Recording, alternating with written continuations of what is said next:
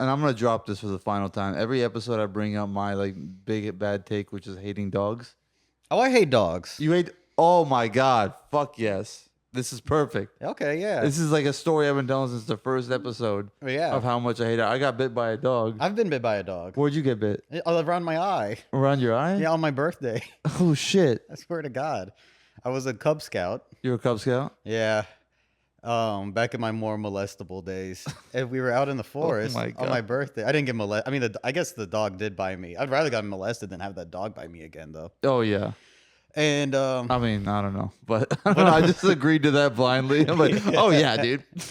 I did kind of come off hot immediately. But this is what happened. I was scared of dogs, and my friend brought his dog to the Cub Scout forest retreat or whatever the fuck. And the dog came up to me as I was eating a hot dog while I was sitting on a log. I didn't mean for that to rhyme, but it's just literally what I was doing at the time. And the dog started staring at me, and I was like scared. Yeah. And so then it started growling, so I offered it my hot dog, and then it lunged and it bit around my eye. What the fuck? Like, do you know like how Mike Tyson? It didn't bite my Is that eyeball, the but like how Mike Tyson has a tattoo around his eye. Yeah. That's where it bit. Uh-huh. And then How old are you? it's like 10. 10. And then they were gonna put down the dog. Yes. And I stuck up for the dog. Okay. Same exact situation. Yeah. Except they were not going to put down the dog, and I called to have the dog put down. And then a month later, I was like talking to my mom about it, and so I made the report like the next day. They did not call me back until a month later when I was much calmer about the situation. And it's just like, and I told my mom like I can have this dog put down because the family, it was my aunt's dog. Oh, it was a family dog. It was their family dog, and I don't see this family a lot, so technically they are closer with this dog than they are with me. Yeah. But I'm a fucking human being, so I'm better. Yeah. Yeah. So this dog's bitten multiple people in the family. Okay. And I called to be like, and the cop told me, he goes, okay, so you got stitches, right? So I got stitched up here. We can have it taken down. We can have the dog taken down today, and we give them a fine as well. And I was like, oh, fuck yes. Yeah. Immediate power here. I'm going to run that. I asked my family. They were like, don't do it. And I was like, you're right. Yeah. And that's the thing. You don't want just let it be. Let them live with the consequences of the next bite.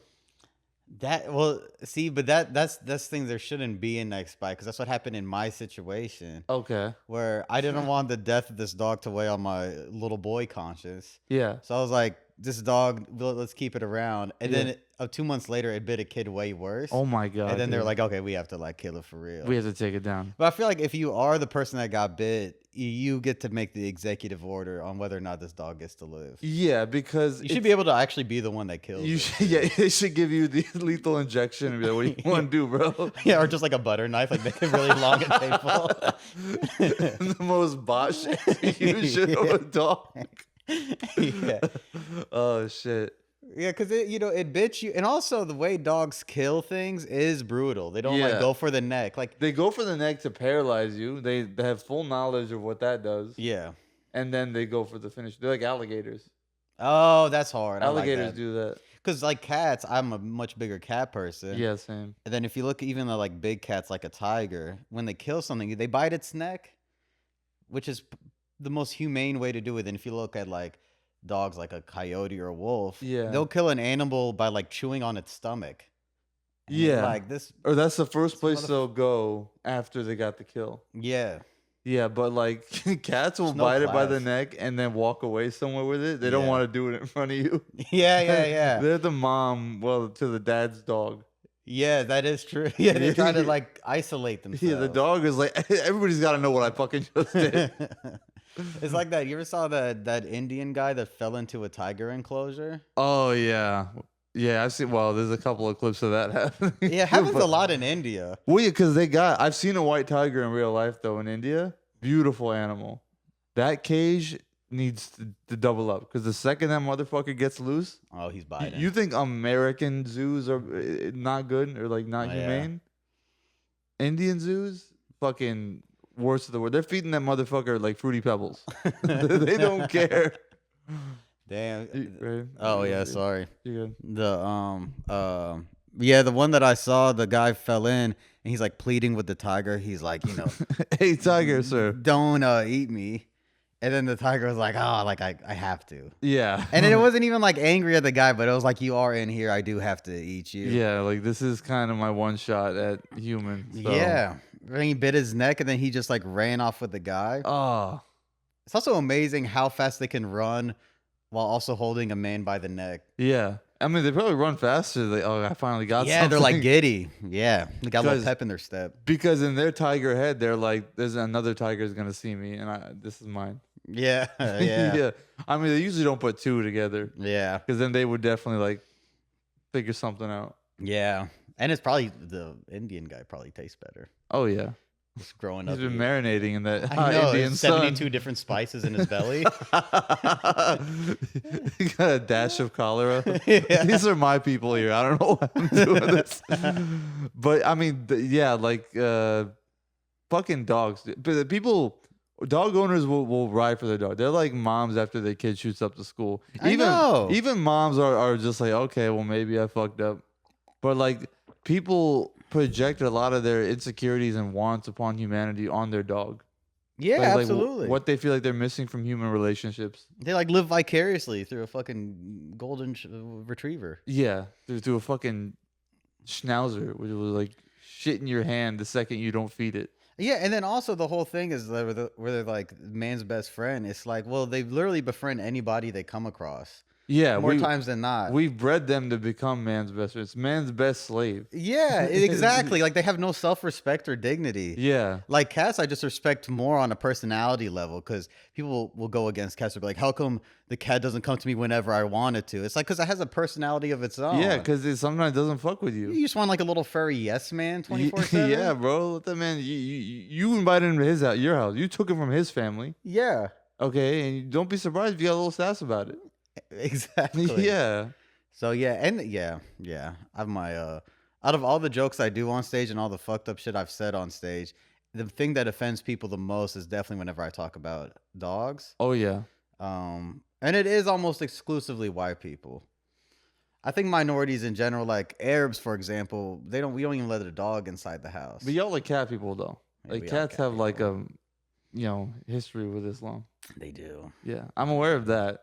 Yeah. That like, I mean, that's the thing. Any like, I'm not sure bodegas are strictly Muslim, but there's no bodega dogs. No, ruin everything. Yeah, they'd fucking put their head in the Cheetos and take out half your inventory. I know, and their stupid tail wagging. Yeah, it's gonna knock over the little incense tray and all that shit. My fucking Hershey's white chocolate are on the ground, you piece of shit. That's the gas station thing I go for. Yeah, like a Hershey's white chocolate. Those are good. Yeah, they are. They're much better than the regular ones. Oh yeah, white ones are always better. Yeah. Hey, I'll drink to that. Yeah, cheers. But no, it's oh shit. This is a very like early setup here. We'll twist it around. Do this. There we go. Yeah. Perfect. But yeah, I'm glad we shared this opinion on dogs because it's just like it's not even. God, here we go. It's not even like the dogs themselves that bother me. It's like the owners. Yeah, the people around them. The enablers. Yeah. Yeah. It's kind of like the same thing with like comedians, you know? Yeah. Like people will shit on like a Joe Rogan or a Bill Burr. But if you met them one-on-one, they'd probably be a decent enough person, like not a terrible hang. Yeah. But then it's their fans that are like the worst people ever. Oh, yeah. And then it makes you tag on like extra hate to the comedian, but you're like, you can't help who your you can help who your fan base is. Yeah. But your fan base is just going to be like a more retarded version of you. I had this theory, and maybe I could be parroting something I've like heard already. Yeah. But basically, you take anyone's stand-up, their audience is exactly 1 degree of intelligence lower. Yeah, I agree. Or you as a comic are playing 1 degree of intelligence lower. Yeah. Because you have to simplify what you're saying. The thoughts in your head are probably more complex than the ones that you can verbalize. Yeah. But you kind of have to play like a bit dumber. So when you watch like a comic who doesn't really like go that deep into stuff, their audience, you can surmise like, okay, this is for 8th graders. Yeah. That is kind of how it is. Yeah. You ever try to go back and watch stand-up specials that you enjoyed as an 8th grader? Oh God. And you're like, wow, I was stupid. Oh yeah, I mean, I used to watch a lot of Kevin Hart stuff, like early Kevin Hart stuff, and that stuff was actually good and entertaining. Yeah, it does hold up. Yeah, I mean, some bits are just like, yeah, bro, you can't run this one today. Well, some of them, like I watched Nick Swartzen's "Seriously Who Farted" That's again. a wonderful special. Yeah, it is. But when you go back and watch it, you're like, wow, it was not that hard to make me laugh. It's pretty. You just plug in fart and then like a cum joke and then something about a penis, and then I'm having the time of my life. And then I'm good. Yeah. But it's meant for like, you drunk at a frat house. Yeah. Obviously, your girl next to you will be like, all right, well, it makes him happy, so I guess I'll buy the ticket too. Yeah. But like, I guess the person who really cracked that ability to play to all like, not dumb people, but like most of America is Dane Cook. Yes.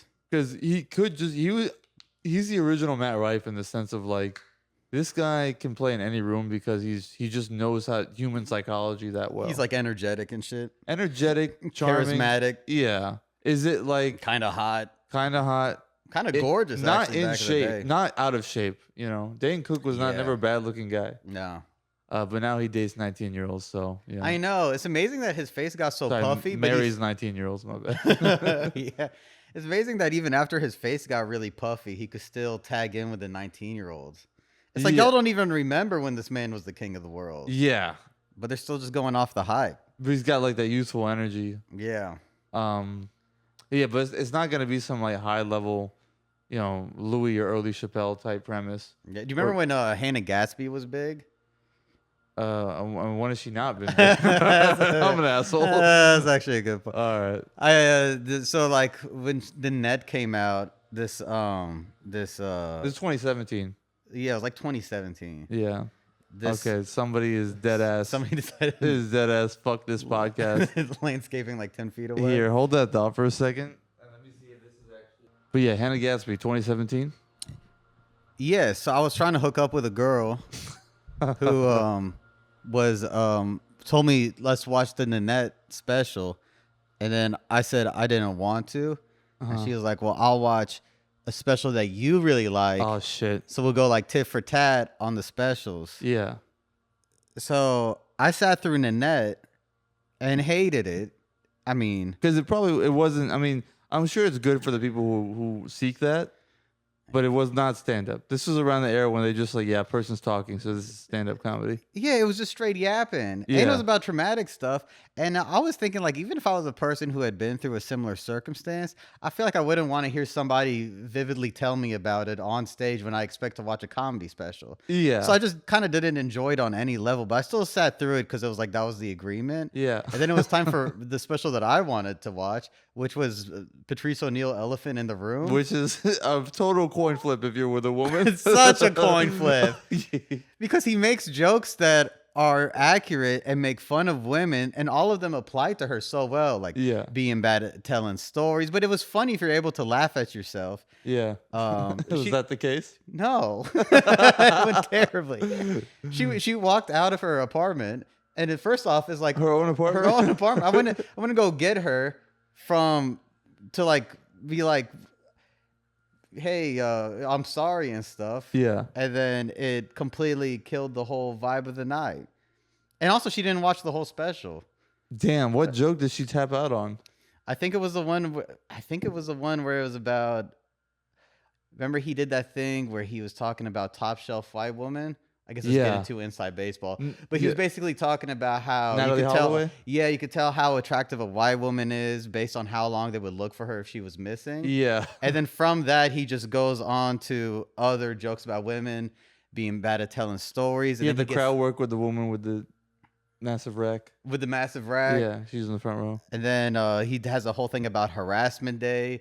Where he was like, there should be one day of the year in the workspace. Making men work with women is like a bear working with fish. Yes. Honey.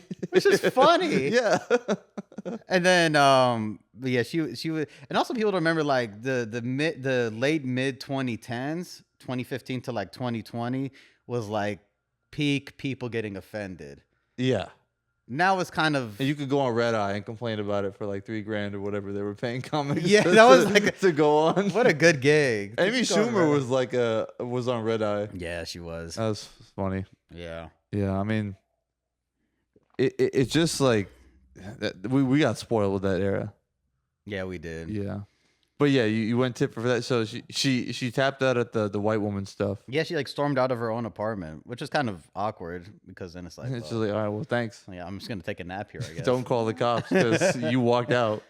Yeah, then but yeah. Anyway, she ended up moving. Yeah, that's good. I never got to hook up. You know what's crazy, and I think we both do, and not to get too inside baseball, we'll move on to the take in a second, but I'm glad that we got on this tangent. We both have like a scaring the hose kind of style comedy. Yeah. I'm very much guilty of like taking a swing too early and all the women hate me. And that's the thing, that my jokes aren't designed to like upset a certain group of people. Yeah. But like men will get it immediately because I think we kind of want to hear that kind of crazy shit. Yeah. But for women, it's like, I've had another comic, I'll say his name because it was good advice. I'm not dogging him. But David Perdue, he goes, Jay, you don't have 50 Cent has Candy Shop. Yeah. You need one of those before you go into your real self. It was right. Funny. Like, yeah, you need a joke that's just like, let me get them to trust that I'm not a complete asshole. But see, that's a thing that's awkward about it when you do scaring the hose comedy stylings that me and you both share. Yeah. Is that it comes off to the audience like you're trying to scare the hose. Yeah. And you're like, no, I just naturally scare the hose. Yeah, this is who I am. I'm not purposefully trying to ruin everything. Yeah, I'm not an edgelord in the sense of like, all right, now I get to be me. It's like, this is fundamentally an issue I have. All my creativity lies in a really unpleasant place. Yeah. If I could make a candy shop, you don't think I would? Yeah, you think I like doing bar shows all the time? No. And that's the thing. If I crack that one candy shop joke, I'm sure the rest of my set would go better. Yeah. But it's just one of those things where like that joke has to come to me naturally instead of trying to force like a very like, timid or less aggressive thing. Yeah. And I mean, but the thing is that like I have seen stand up that women love. Yeah, oh yeah. And I hate it. Yeah. Like okay, probably the male comedian that women love the most. Yeah. Morgan J. Yeah. He goes up there and he's a suave, racially ambiguous man. Which, that works. Has a non-threatening hipster vibe. Yeah. And then knows how to swoon them with auto-tune and crowd work. Yeah. I hate that.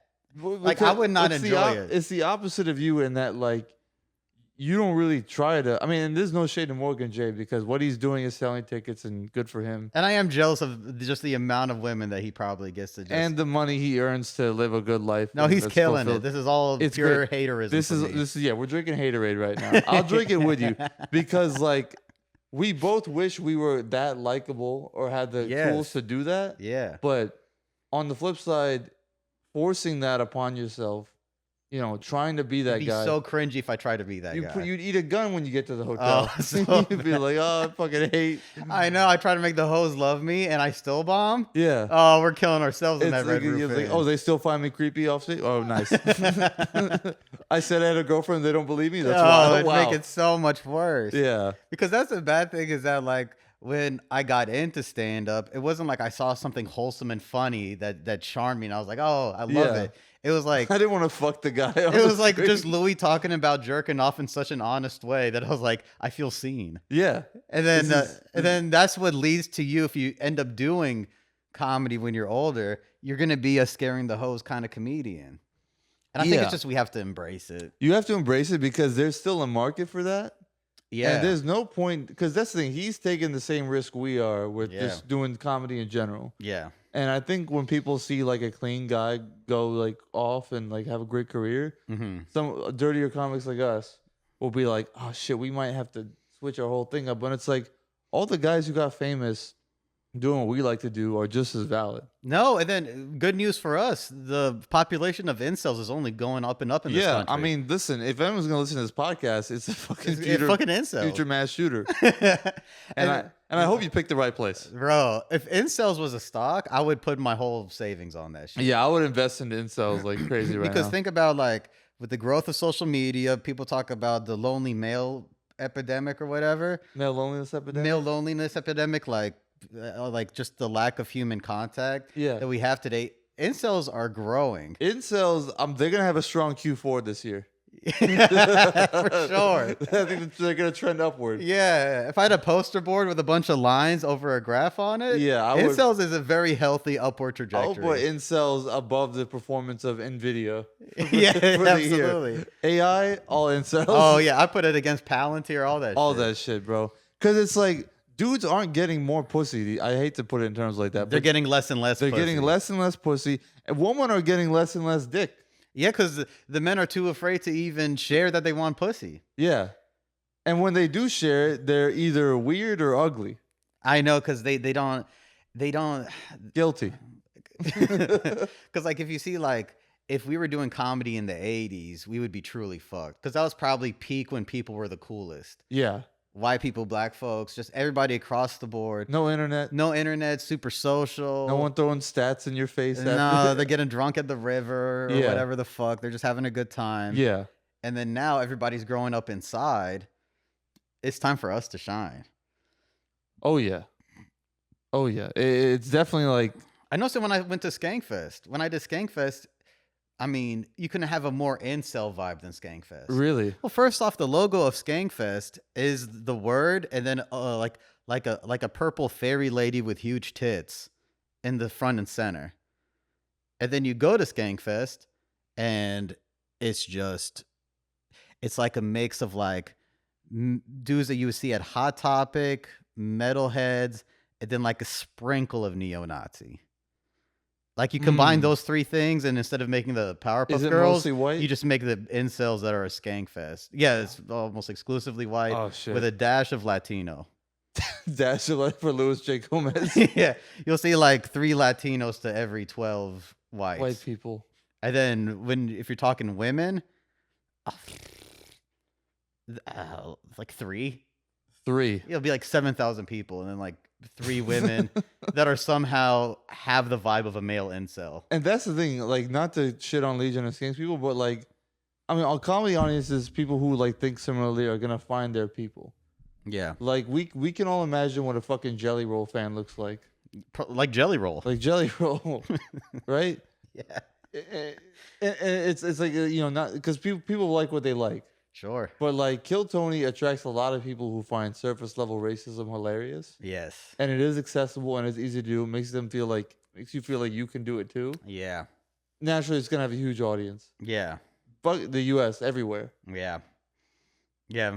I saw the nastiest thing I've ever seen on stage at Skankfest. What happened?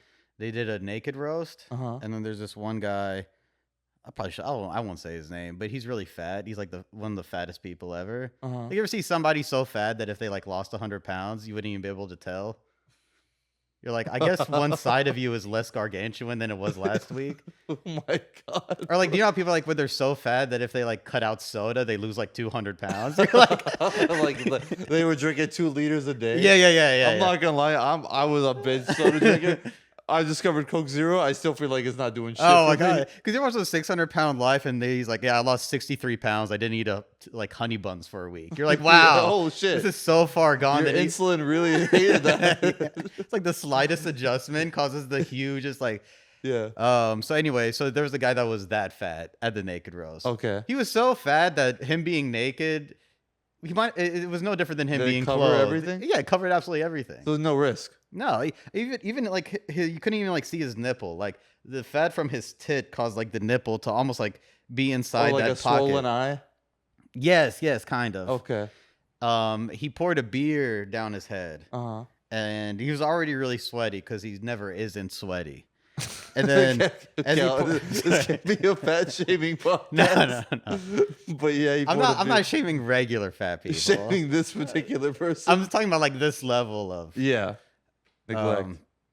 neglect. Sorry, now I added to it. And then he poured the beer down his head, and then it all kind of was starting to collect and drip off of his undercarriage. And then one of these disgusting skank heads went under his legs and opened his mouth to collect the beer and sweat drippings. Okay.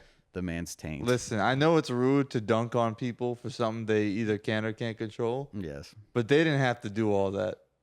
Nobody involved. There was no drink ticket, no money being made. No. And does this filmed?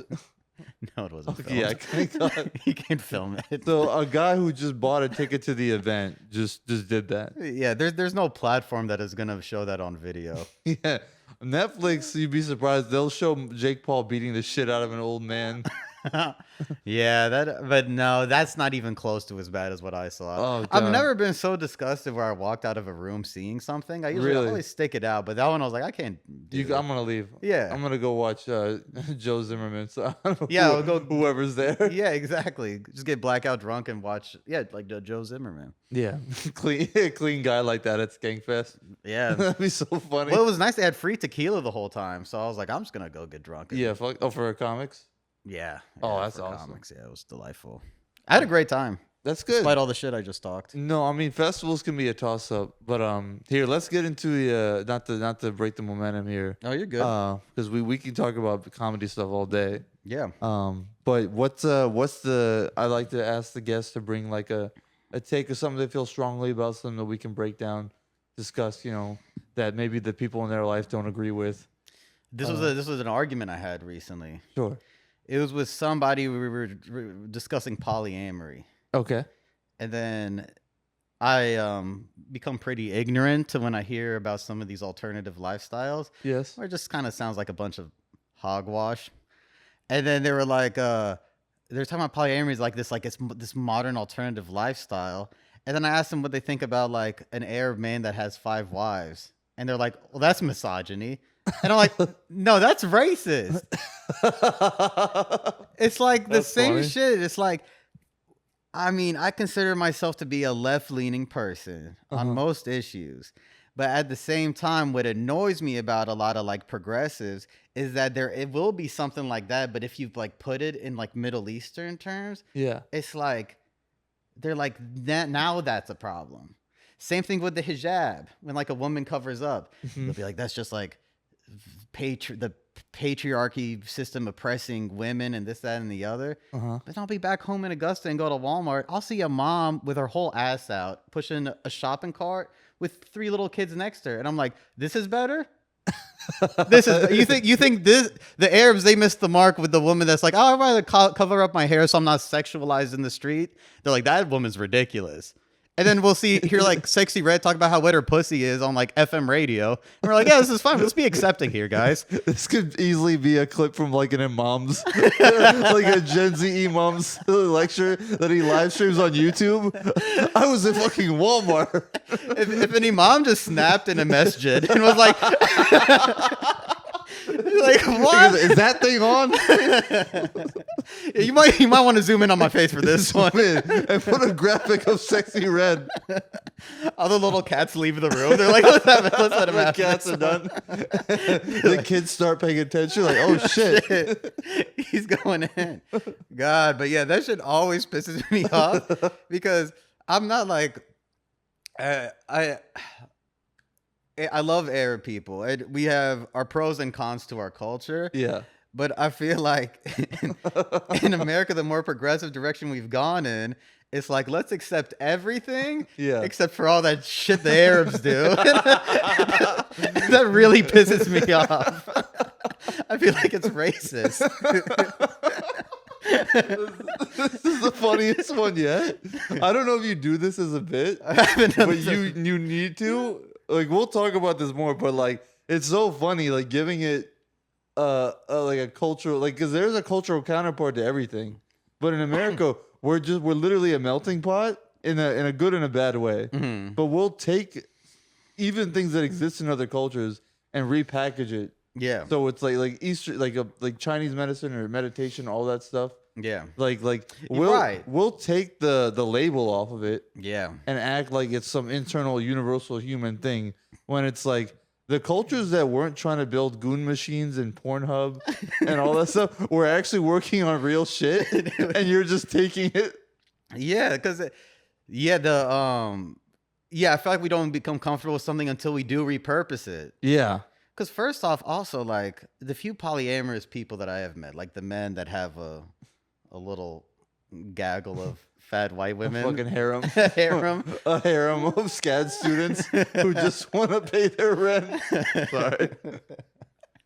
when I meet them, it's usually a much more failed situation Yeah. than like if you had like a successful Yemeni shepherd that has 5 wives and like knows how to like farm. Yeah. Like that person seems like a more stable lifestyle than like this guy who's like a barista by day and like a furry in the evening. And he's got his little gaggle of women. A fucking Seattle Batman. yeah, with like just a beer gut. He punches someone, has to pull his shirt down. That's really funny. And before he jumps off the skyscraper or whatever to fly, he just has to pull his shirt down. That's so funny. Yeah. Do a Superman with a beer gut who is keeping his shirt down while he's flying. Stop in the name. Fuck. Yeah, I always feel like the whenever it comes to like Arab, I don't know what you would call it, like the culture around sexuality over there. It's framed in the most negative light as possible.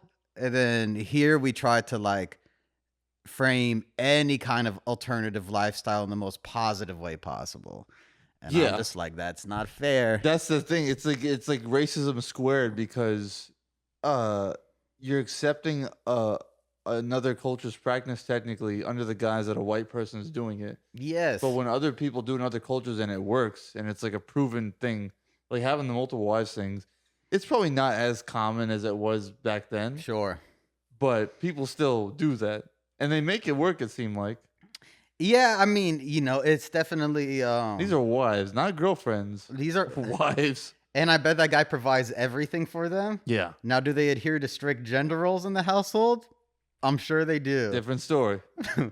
But then sometimes you hear Arab women talk about like how they like that that conservative traditional culture. Yeah. Where they're like, yeah, I'll clean the house if everything I have is paid for. I'll take the feminine roles, quote unquote, of homekeeping and raising children. Yeah. And then he's out there doing hard work. Running a business, if you got 4 wives, you need to be loaded. You need to be loaded. Yeah. So it's like, I'm not saying that's a perfect lifestyle. I'm not here to justify it. I'm just saying if we're cool with the polycule, we should give this guy a little bit. We don't have to shit on him so hard. Yeah. And it's especially like the polycules here are unstable.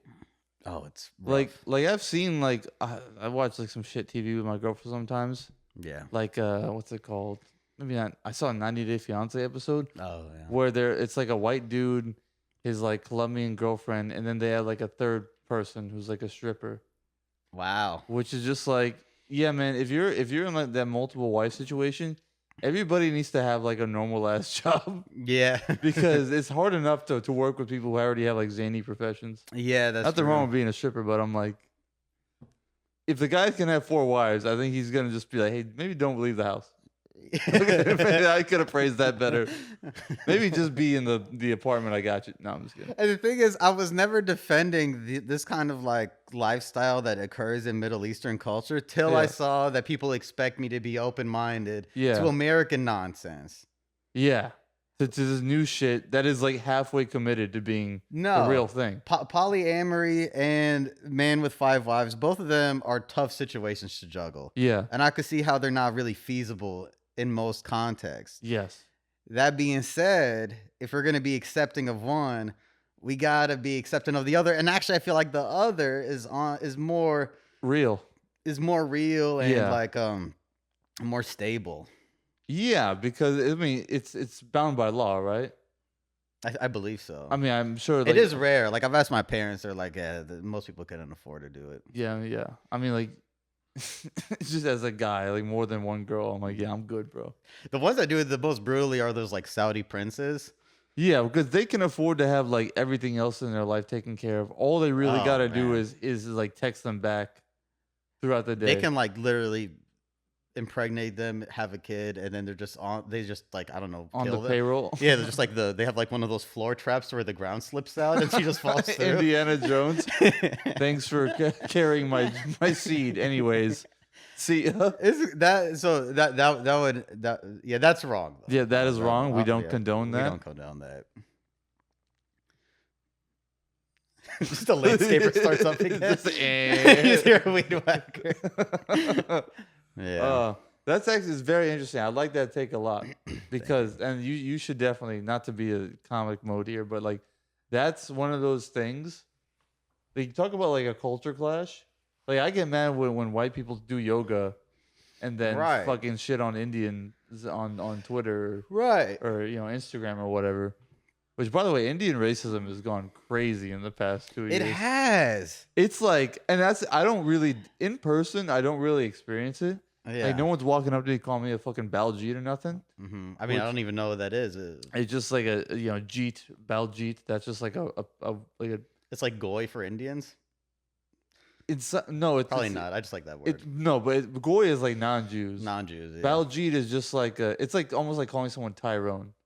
Oh, you're just giving them like a name that people can recognize. Baljeet is like a name. Yeah. But like a really stereotypical name. For like. And you use it to be derogatory. Sure. So they shorten it to Jeet. Yeah. To be like mean and pointed about it. Yeah. Not to say like Indian racism, Chinese, black, all that racism is the same. Like you experience different shit. Damn. But like ever since those street food videos came out, I know the street food videos really did. Like, bro, come on. I know. You don't. That's the thing. There's no positive videos of us in the call center dealing with your fucking anger when your fucking Grand Theft Auto doesn't load. Oh my god. You mad at the food we gotta eat? And you all don't even get a commercial during the Super Bowl like the Jews. Yeah, we don't. Remember with them? Yeah, someone brought this up. It's like a little curly-headed white kid, and somebody put like a Jew sticky note on his backpack. Yeah, we don't get fucking Zayn Malik being like, "Hey guys, it's not cool." Yeah. Yeah. But the thing is, though, Indian street food, it's no less unsanitary than like food you buy here in like your local fucking Burger King. No, like they're fucking next to your fries. What are you talking about? That definitely true. I think a big thing that I'm with you on this. Yeah, I feel like Americans are too sanitary in ways that like don't mean shit. Like for example, like if you go to like the shit that is in your burger at Burger King that allows it to not decompose for like however many years. Yeah. Americans don't give a fuck about it. Like even when they find out, they're like, I'm still going to go there. But then they'll be like, oh, somebody didn't change out their gloves before they put lettuce on my burger. It's like, that's not going to give you cancer, you dumbass. Yeah. It's the fucking fact that there's like formaldehyde in your McFlurry. Yeah, you got fucking death juice in your goddamn Shamrock Shake. No. They clean the chicken with chlorine. Like, like if somebody doesn't. The fucking chicken's got head and shoulders and shit. You got a bottle of that shit. And then they'll be like, oh, there's no sneeze guard at Panda Express. It's like your priorities are so far off. Yeah, it's crazy. It's ridiculous. That's the thing is like their American standards of being sanitary. They put it on Indians, which I'm not gonna lie. The Indian street food videos, they're fucking gross. Some of them are brutal. Yeah, especially the ones where they're making a drink and they're bouncing the fucking cup off the ceiling like they're making a martini, and it's just straight up Sprite and some fucking cherry, sugar. Yeah. It's some liquid, and they're doing the absolute most because someone pulled out their camera, and you fucked them up because you're actually giving the street food vendor more business than. Right. Because when you get to India, you're not going to be able to tell who's who. That's hilarious. If you're a foreigner, you're really going to be like, oh, I recognize you from the street food videos. Like, we're all kind of throwing up in the fucking sandwich before we give it to you. I will say, though, there's like this one lady that makes drinks. It's like the Sprite and cherries. Yeah, it's like a soda bar. She like pops them and then like throws them in the glass. Yeah. And like will bang the glass hard as fuck on the counter. I'm like, what the fuck type of glass is this? It's like bulletproof. Yeah, that's like, I'm pretty sure the glass is more unhealthy.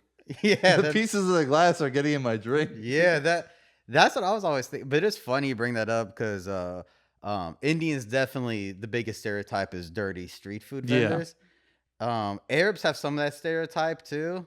I think also because people mix us up so much. Yeah, they think like we're neighbors. I think Islam, like being like a common religion. Yes, only 10% of India is Muslim. Yeah, but people just like to bleed the two together.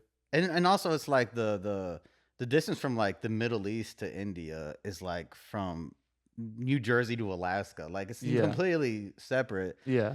But anyway, we do kind of like when my mom was growing up, street vendors in Damascus, they did not wear gloves. Yeah. So you'd have like a guy making falafel and he just kind of puts his hand in the chickpea batter and just kind of balls it up, throws it in. People loved him. Yeah. And then one guy came in and he was like, I'm going to put on gloves and like do it proper. And everybody made fun of him. They started calling him doctor because he wore gloves. That's funny. And completely his business failed. Really? Yeah. Because he was too clean. He's too clean. Didn't trust it. No, it's like the same culture here where like people are like, oh, I found this nice hole in the wall, kind of dingy, whatever ethnicity food. And they're like, oh, it has so much character. That's how that guy was. Yeah. The guy without gloves. And then the guy with gloves, it was like a Chipotle open down the block. They're like, look at this fucking bullshit. Yeah. But in America, the glove guy would be like king of the world. Only, like, that's the thing, those like homely shops you can't really replace. Yeah. Only way these corporations or these more like business minded guys can compete is just by having like the safest, literally, kind of product. Yeah. But if you don't have community trust, this ain't a fucking suburb. Yeah. Damn. God, I forget this. Yeah, I mean, overall, that take of just like your, I guess, like cultural identity, and like this culture in general being questioned. I know, constantly. Yeah, because also they make so many opinions on Arab people without like knowing any Arab person. Yeah, they'll get the fucking CNN take of like, you're not a fucking bomber, are you? Like, yeah, people still do that. Well, and then what's so stupid about that is the whole bombing thing. Like, so a lot of stereotypes, they will be born out of some kind of truth. Yeah. But the one thing I don't get about the bombing stuff with Arabs is that Arabs get bombed. They don't really do bombings. Yeah. Like if you do it on a scale, like the guy who comes in and opens up his shirt and there's like a bomb strapped to his chest. Yeah. If you do the number of times that has happened compared to Arabs getting bombed, it's a drop in the bucket. Yeah. Most of the times they're the ones getting bombed. Yeah. That's interesting. So like the stereotype shouldn't be like Arabs are going to be bombing somebody. The stereotype should be Arabs are going to most likely get bombed. Yeah. Because percentage-wise, that is much more likely. Oh, yeah. It's nuts to me. It's kind of like the inverse of Americans. Like a white guy will shoot up a place before he gets shot ever. Yeah. And like outside of his country. Yeah. That. And then what was the other one? There's that, the bombing thing. The fucking. You said he had a World Cup one? Oh, the World Cup one? Yeah, I had one more Arab one. I'll give it like 3 more seconds of thought, and then I'll ditch it. If it comes back to you, just tell me. We'll run it. If you got to check your phone too, maybe if you wrote it down, you can. No, because this one came to me as we were talking. Okay, we'll move on to the World Cup one. With the World Cup... Come back to it, though, if you remember. If you remember, just stop it on and let me know. I want to hear it. Okay. With the World Cup one, I don't know if you've been watching it, but, it's a lot of people not from the country that are playing for the country, and that's unfair. So, like, some countries, like, if you go to, like, more third-worldy countries, like Mexico, or like Egypt, with those teams, it's all Mexicans, all Egyptians. But then you go to France, these more well-to-do countries, it's like half West African. And they'll be like, well, he refugeed here 3 months ago. It's like, no, you're cheating. Yeah, you fucking... You have unwanted wins. You got to put real French people. Yeah, put a guy with a fucking... twirly mustache.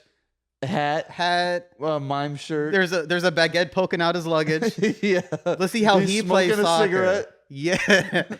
I want to see him play soccer, like really represent your country. You can't import really athletic minorities from third world countries that you would otherwise ignore. And have them represent you. And then their countries, when they play the World Cup, they got the leftovers. Because all their best players get shipped to the really nice places. Yeah, you're spoiling the real talent from one place. Yes. And then They don't even speak French. They're just like, oh, fucking. No, Yeah. it's corruption. They can't even read their own scoreboard. Like, what the fuck is that? It's like if there was like a backgammon World Cup, Yeah. and you had my grandfather represent America. That's unfair because he grew up in Syria playing backgammon his whole life. You denied his visa fucking 50 years in a row, and now you want him to hit the fucking dice? No, I know. Like, so you have to have. I think for the World Cup, if you're British, it got to be British people for real. Yeah, they gotta have grown up eating porridge. Yeah, and, terrible teeth. Terrible teeth.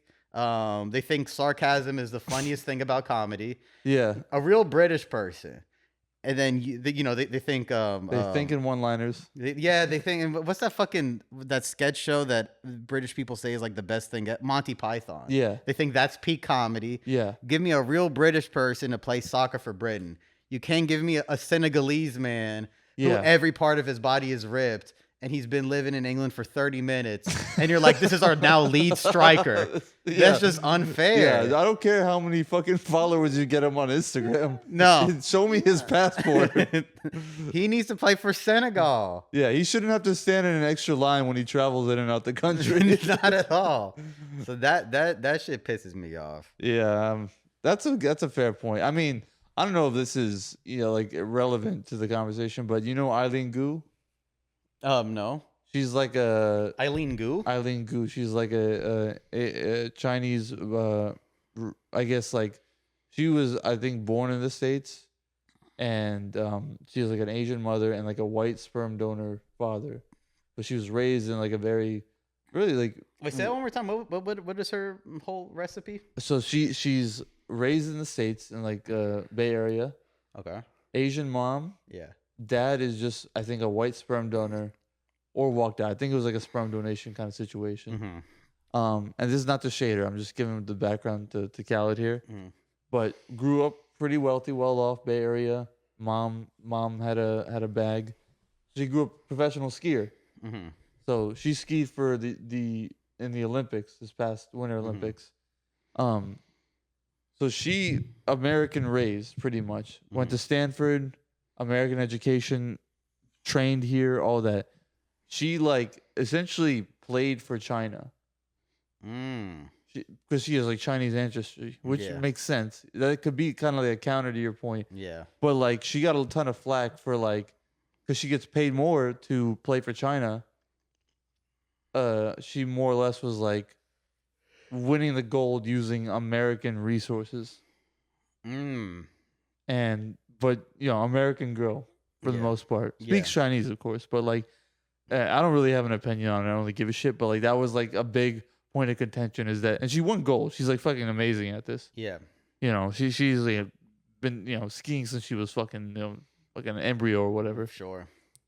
But yeah, that was like a big like controversy. I see it. I think you can be a minority in a country, but if you're raised here, then you can play for the country that you're raised in. Hers is tricky because she is Chinese, so I think she does have an in to play for China. Yeah.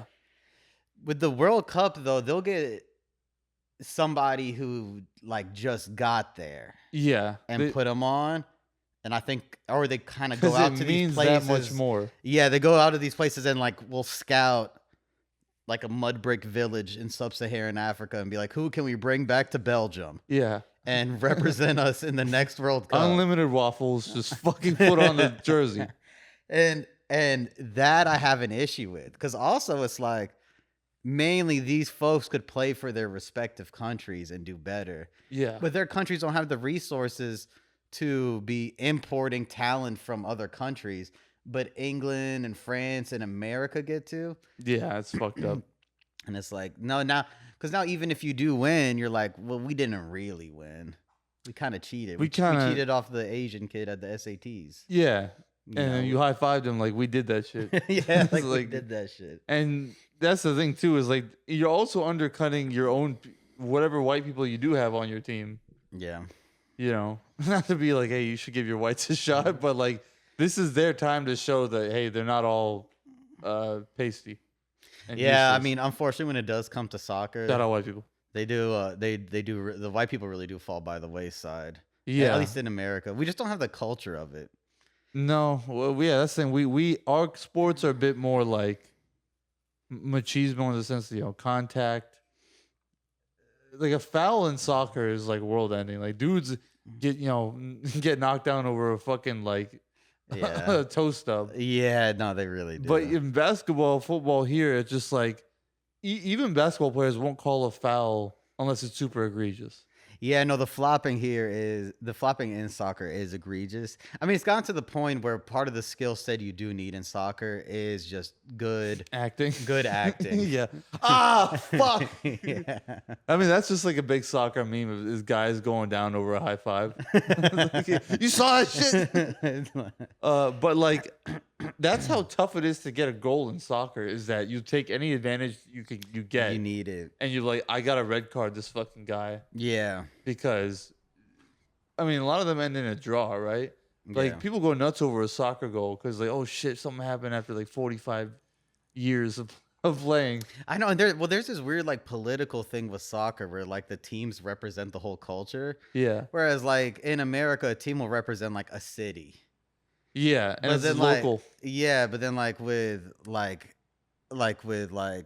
Arabs, for example, if somebody wins something, it's like a nationalist pride that they like take in. Yeah, because I mean, I'm sure there are smaller soccer leagues. Oh, of course, yeah. Of like within a country. Yeah. Because Japan, they have like multiple teams per like region and all that stuff. Yeah. But yeah, soccer is just one of those things. It's the biggest international sport. Yeah, because it's like the easiest one to like just play. You don't really need a lot of startup to play soccer. Yeah. Like I didn't even know this. The fields aren't even regulation. So like a field can just kind of be any size. Whatever's there. Well, yeah, whatever's there, and we decide. But the fields are big as fuck. Like, I know. are they this? I think they're larger than football fields. Are they not? It looks like it. It feels like it too. Like when I'm watching it, I'm like playing FIFA on Xbox. Yeah. I was never friends with anybody who played FIFA. Yeah. On the Xbox, I just didn't like. I don't know. I can play that shit in real life. Yeah. Like it's one of those things. I'm like, I can't shoot people in a fucking Burger King IRL. That's why Grand Theft Auto sells. Yeah. I can't take out a fucking airport. I know. If FIFA, I kick a ball around. I'll just do that shit with real people. Yeah, it's like I can't air out a stroller in real life. Yeah, I can't throw a grenade in a fucking daycare. Yeah. But like I think I don't like to think this, but like there's a parasocial thing that exists right now, especially online. People and their favorite artist or athlete or whatever.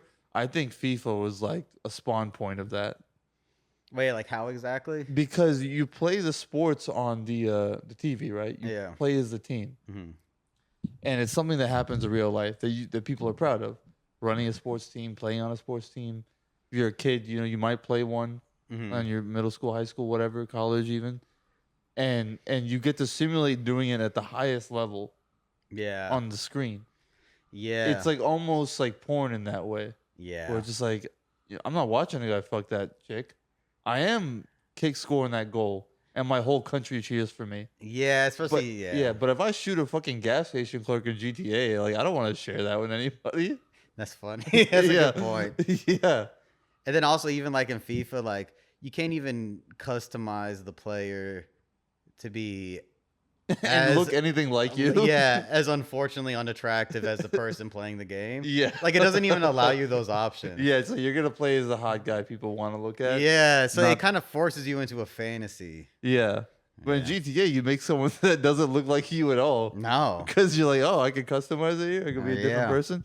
But the thing is, you'd want to be like Messi or Ronaldo or somebody in the situation. Like, it's kind of, I don't know if this is a good parallel, but like action movies, we like action movies. Because as guys, we're like, I wish I could fucking put a pencil through someone's head. Yeah. Walk that shit off. Like, you want to look and be and feel like John Wick. Yeah. Because my own out of shape self can't do that. Yeah. There was one John Wick, I think it was John Wick 3, where he like, everybody was Arab that he killed. He's killed everyone in the fucking world. Like, I know. He's on a world tour of killing people. Is it all about the dog in every movie? I mean, the dog is a spawn of like the entire plot, but I think he kills hella Arabs in 3 because he goes to Casablanca. He goes to Morocco for like a third of the film. So everyone he's killing is Arab.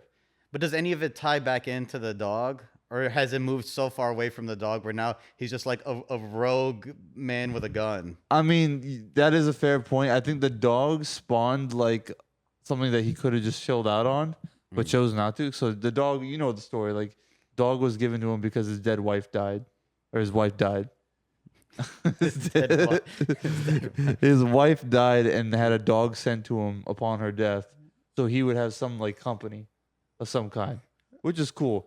Then some fucking Russians bust in his house, kill the dog, almost take him out. They don't know he's John Wick, so they should have killed him. And then first movie, he's killing Russians. Yeah. And mostly Russians and like club bodyguards. Yeah. But yeah, 90% Russian kills in the first movie. Second movie, he shoots Italians. Mm-hmm. Some other Russians in the very beginning. Yeah. And then some Asian people. And then, a few whites. It's pretty diverse in 2. 3, the first hour is just him killing Asian people in Chinatown. Yeah. And then some Filipinos are tracking him. And then he goes to Casablanca. And then it's like him and Halle Berry shoot some Arabs. Yeah. But the thing is, that scene in 3 is spawned by a potential dog killing. Like in 3, someone shoots Halle Berry's dog. And Halle Berry just crashes out. And goes, she shoots like the local crime boss there, and then he's all being guarded by Arabs. So John has to shoot like 20 Arabs to get out of there. So the fourth one I think should be Jews. a guy in a yarmulke steps on his dog's foot, and then John Wick, and then John Wick does October 7th. Oh God, bro. No, bro. Coming to theaters October 7th. John Wick 5, Liam. There's only one people left that he hasn't shot. Yeah, John Wick shot up every nation except fucking Tel Aviv. Like, he comes in with a lawn chair that has a blowing fan behind it and a paraglider. And you're like, he's got a Lockheed Martin developed pistol that tracks people. Funny. Oh shit! No, I mean in 4, it's he has Japanese. Oh, there people. Is a fourth. There's one? a fourth. Oh, okay. We'll save it for the 5th. I mean, the Jews did win in the 4th one because that made a lot of money. I think the Jews actually are the hero of every film. But yeah, in 4, it's like I guess a French crime organization. Is after him. And I guess the Japanese as a nation try to protect him. Yeah. Or he's a Japanese homie who runs like the hotel there. Yeah. And I think in the second quarter of that movie, he goes to a German club, kills hella Germans. And the 4th movie, he's back in France, or he goes to France and shoots more local French people. Amazing. Oh my God! Shout out Keanu Reeves though, because he's awesome. Because the plot to that movie is really just a bunch of bullshit. It's like a woman dies and somehow gives him a posthumous gift of a dog who then dies, and then John Wick just kills every minority over the span of 4 or 5 movies. But it's so entertaining. Like Keanu Reeves really made the most lemonade out of that. Oh yeah, basic plot. He doesn't say shit in a lot of these movies too. It's very silent. Like he gets the wooden actor accusations a lot. Oh, like wooden actor, like just not really showing a lot of emotion. Pretty still. And like I get why he's not really like an Oscar winner type, but in the roles he does get, like that's what's needed. Yeah, he's good looking. Of course, he's a movie star. But in John Wick especially, it's like that dude doesn't need to talk or show a lot of emotion. He's a fucking murderer. Like he doesn't really. Yeah, he's probably autistic. I had this theory that he was autistic. Oh, that's not a bad theory. Because he's like raised in he's raised to kill. Like what the fuck you need to know how to tie his shoe for or like yeah. Go. He's not a Boy Scout. No, there's some stuff where you got to be autistic because you like I don't know why it reminded me of those like free climbers. Yeah. Oh, Alex Honnold. Yeah. Like you got to be autistic to do that. Yeah, you got to be like you can't have friends and then go ahead and risk all that. No, and he's doing John Wick level danger shit. Yeah, in real life. Yeah, on himself. Yes. Yeah, like he's not defeating anybody else. No. I guess like his you can't even get cool with your coworkers. because who knows? Is they gonna clock in tomorrow? Yeah, you might yeah. catch that motherfucker fly down. I know. I saw the documentary on him where like his friend died during the making of it Oh shit! because he like fell off a thing. Yeah. And then they asked Alex Honnold, they're like, "Well, are you like still gonna do the climbing?" He was like, "Yeah, I didn't die. He died." Like he's so autistic, he didn't even get like like why would No that affect sensitivity. whether or not I do this? Like Yeah. I'm not the one that fell off a cliff. Stupid ass question. I know. He was like next, and I was like, "Oh, this man is." Yeah, I mean, you gotta be locked in like that. How many of the John Wicks have you seen? I've seen. I think I've seen the first and the third one. Okay, you need to watch 2 and 4. Yeah, Those are the most like zany ones, low key. okay. You watch the more grounded ones. They're all fun, but like 2 is my favorite. I will watch them because I just like any sort of entertaining thing with a bunch of guns and all that shit. Yeah. I will say when it comes to action stars, my favorite is Jackie Chan because he was an alcoholic the whole time. Yeah. Like, Drunken Master? Drunk, but he was actually like drunk. He was? Yeah, like Jackie Chan was like a huge alcoholic throughout all the movies. Rush Hour? I think in Rush Hour he started chilling on the drinking. Okay. But if you watch like the early Jackie Chan when he was like still like just a scrappy young Chinese man, Yeah. he was fucked up. He was fucked up. Damn. Yeah. When Bruce Lee threw the trash can lid at his head, you ever hear about this? Oh, no, I didn't hear about that. It's like Jackie Chan started getting big as Bruce Lee was like about to die from whatever he died. I don't even know what Bruce Lee died of. I think it was like a disease of some kind. Like right? so ripped that his abs exploded and he just keeled over. Yeah. Oh shit.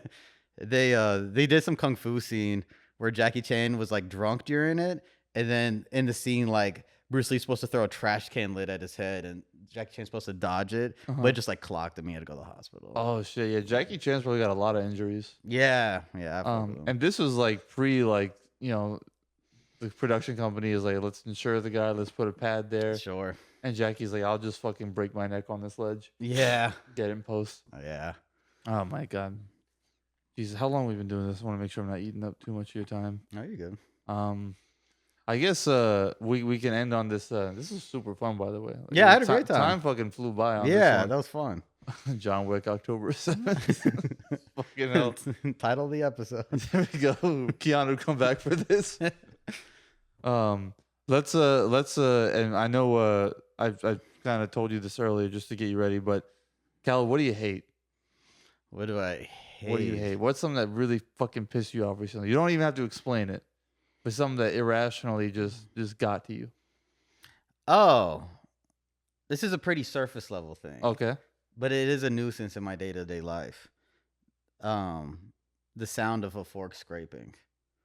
I Like get on a that one. plate? Yeah. I have misophonia, so I get that. What is it you have? That's when you have a sensitivity to like certain sounds. Like me, it's like chewing, like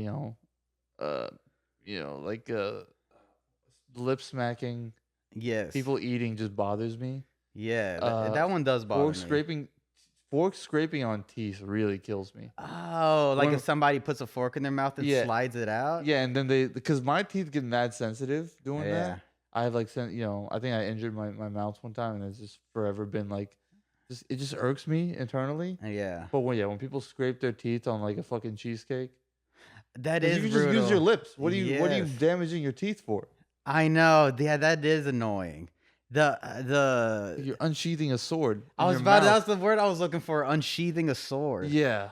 The fork on the plate for me is not as much, even it's like goes past annoyance where like if I was having dinner and I heard somebody, they were cutting into a plate, and if the knife scrapes on the thing, it's like my next day and a half is kind of ruined where I'm aggravated.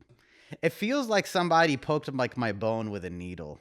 Yeah. It's the worst fucking thing. Where it's like, if you were a bit more delicate, you wouldn't cause this extra fucking noise. I know, but then people, when you tell people that is something that annoys you, they think it's like more of a joke. Where And then it's they'll like redo it one last time. That's what I'm saying. They'll do it on purpose, and then I'm like, no, this is like the worst thing ever. I told you. I trusted you to tell you that. I know. See, that's the hard thing about having this annoyance is that it seems like minuscule enough where you let somebody know that they'll do it one time just to fuck with you. Yeah. And then it's like when like an autistic kid hears like sirens. Yeah. You know, they have to like plug up their ears and like go into a bomb shelter. That's like me with a fork scraping. Yeah. You're like, yeah, I'm communicating to you I don't like this, but if it keeps happening, I will fucking get off the face of the earth. I know. It honestly makes me feel like, am I autistic? Have you ever seen a video of yourself and you look at yourself and you're like, I totally I'm an alien. I come off a little autistic. Yeah, I mean, old videos of my stand-up certainly where I'm just uncomfortable. Yeah. But now I watch videos, I'm like, man, I'm a fucking asshole. No, because remember, like when we were kids, yeah, whoever was autistic was pretty cut and dry. Yeah. It was like a kid who would go into the corner and twiddle his fingers real hard and laugh to himself and then be ready to join the social circle again or whatever. Like, it was always somebody who was like, oh, that kid has something. Yeah. And then over the years, I've slowly seen the spectrum widen and widen. And right now it's widened to a point that I feel like it's kind of catching me. Right. You know, because now you'll see like a seemingly normal person and then you'll find out they're autistic. And then you'll slowly notice their quirks. Yeah. And then you're like, oh, I feel like I'm one quirk away before I accidentally fall into the widening spectrum. Yeah, where people identify me as like, he's off. Yeah. But the thing is, though, I think this could be a good thing where like people are just more themselves. Yeah. And we also meet more and more people just in life now. Yeah. So you're going to have some variation. Some people are going to be like, all right, well, they like to fucking bite their fingernails in front of me. Yeah. That's their fixation. I mean, I feel like within our lifetime, we're going to see the whole country be autistic. Yeah, I mean, people people will limit their social interactions if possible. And then when they go back outside, they forget, oh shit, I'm not supposed to fucking finger my own ass in public. People don't like that when I itch my asshole. I'm not supposed to scratch and sniff my balls in this dentist office. Yeah, they don't like that at Disneyland. I didn't even think about that. That like, you know, everybody blames the growing autism on like vaccines or whatever the fuck. It might just be social media where we have socially induced autism. Oh, dude, that's what it is. And people can like get their opinions off without the heat wave and, you know, fear of like saying it out loud in public. You know, when you say some shit you shouldn't have. Yeah. Or like, you know, you piped up or just decided to do something outside of your comfort zone. You have that like wave of heat to your body. People don't really have that anymore. Yeah.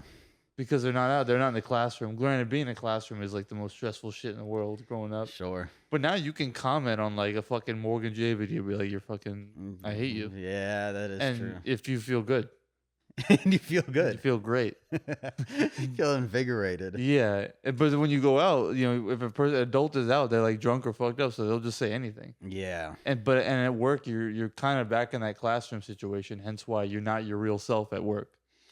Damn. At least in corporate, I'll say. Yeah, I feel like China's gonna take us over. Yeah. Well, China weaponized their autism. They weaponize it in such a smart way. Yeah, they just make the kids like study and like learn hard. And being cool or being like a fun guy is like being in America, growing up in America, you just want to be cool for the people around you. Yeah. But I feel like in other countries, it's like, it exists probably, but it's probably shamed harder. No, that is true. Because I think, everybody is suffering from lack of social interaction where you're going to have like more socially induced autism. China was smart to weaponize it in a way that like, well, we're going to make our population like Rain Man type of autism. Yeah. Like the ones who like can memorize or read 2 pages of a book at the same time. And then ours, we're like the musty kind of autists that have like streaks in our boxers. Yeah, comic book facts. Yeah. We know a lot about shit that doesn't help anybody. Yeah, we're just like consumer, like, I mean, that's okay. I could talk about this all day. One last thing about how like American autism, we shit on the people who like trains, but we can use the train knowledge. Yeah, we need to empower those autists. Yeah, the engineering autism, they're perfect. I love them. Yeah. It's like the autism that looks incredibly not useful, and I'm this when it's like media shit. Like people who have don't have no interest in like pursuing art or doing anything like that, but they know everything about the fucking making of The Godfather. That's me. But you do make art though. I mean, I stand up. Yeah, but you make something. So you yeah. can draw inspiration from stuff. But all my fun facts are so useless. I know like every year, every celebrity was born for no reason. Yeah, that might be. I would replace that in your hard drive. Let's see if this works. Wait, throw out a name. Benedict Cumberbatch. Oh, I don't know. You don't even have it. I never even thought to look up that man. Fuck, right? Why are you asking me questions like that, bro? I'll go. Okay, wait. I'll give you another one. I'm gonna go shot in the dark. I'm gonna go 1976. If this is right, I'm gonna suck my own dick. And while you're looking for that, if you know this one, Daniel Radcliffe. Ooh, I'm gonna go 87. So okay, Khaled, there's either 1976. Oh my god, you were right. Let's see if I got Daniel Radcliffe. If I'm 2 for 2. 89. Oh my god, you know what? I'm gonna give you that one though. Yeah. That's actually impressive. But Cal, you can't say that you memorized every celebrity's birthday and I'm gonna go with that. You should just turn out to be retarded. Yeah, like, good news, you're not autistic. You're just a good guesser and you lie a lot.